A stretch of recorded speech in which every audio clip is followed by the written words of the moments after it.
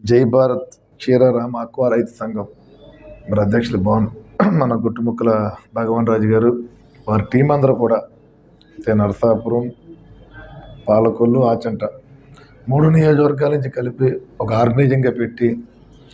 రైతాంగం ఆక్వా రైతులు ప్రత్యేకంగా మరి గత 5 సంవత్సరాలు అవ్వచ్చు, పూర్తిగా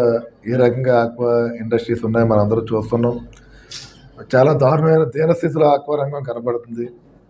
వారిలో ఒక చైతన్యం తీసుకొచ్చి మరి ప్రభుత్వం నుంచి మనకి ఏదైనా రాబోయే రోజుల్లో కరెంటు విషయంలో కానీ, మరి ఏదైనా ఫీడ్ కానీ, అదేవిధంగా ప్రాసెసింగ్ యూనిట్స్ కూడా రేట్లు మరి